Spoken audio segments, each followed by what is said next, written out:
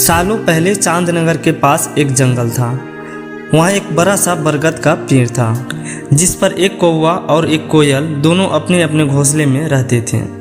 एक रात उस जंगल में तेज आंधी चलने लगी। देखते ही देखते बारिश शुरू हो गई। कुछ देर में ही जंगल का जो भी था सब बर्बाद हो गया। अगले दिन कौवे और कोयल को अपनी भूख मिटाने के लिए कुछ भी नहीं मिला। तभी कोयल ने कौवे से कहा, हम इतने प्यार से इस जंगल में रहते हैं, लेकिन अब हमारे पास खाने के लिए कुछ नहीं है। तो क्यों ना जब मैं अंडा दूं तो तुम उसे खाकर अपनी भूख मिटाना, और जब तुम अंडा दोगे तो उसे खाकर मैं अपनी भूख मिटा लूंगी। कौवे ने कोयल की बात पर सहमत जताई। संयोग से सबसे पहले कौवे ने अंडा दिया और कोयल ने उसे खाकर अपनी भूख मिटा ली। फिर कोयल ने अंडा दिया। कौवा जैसे ही कोयल का अंडा खाने लगा तो कोयल ने उसे रोक दिया।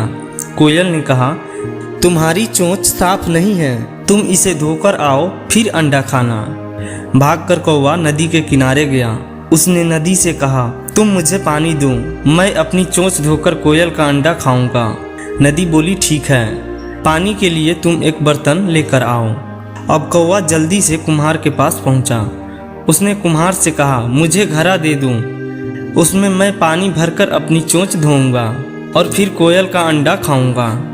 कुम्हार ने कहा, तुम मुझे मिट्टी लगा कर दो, मैं तुम्हें बर्तन बना कर देता हूँ। यह सुनते ही कौवा धरती माँ से मिट्टी मांगने लगा। वह बोला, माँ मुझे मिट्टी दे दो, उससे मैं बर्तन बनाऊंगा और उस बर्तन से पानी भरकर अपनी चोंच साफ करूंगा, फिर अपनी भूख मिटाने के लिए कोयल का अंडा खाऊंगा। धरती माँ बोली, मैं मिट्टी दे दूंगी, लेकिन तुम्हें खुरपी लानी होगी, उसी से खोदकर मिट्टी निकलेगी। दौड़ते हुए कौवा लोहार के पास पहुंचा।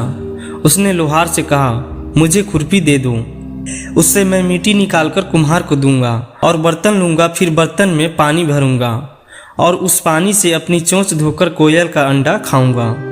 लोहार ने गर्म गर्म खुरपी कौवे को दे दी। जैसे ही कौवे ने पकड़ा उसकी चोंच जल गई और कौवा तड़पते हुए मर गया। इस तरह चतुराई से कोयल ने अपने अंडे कौवे से बचा लिए। कहानी से सीख।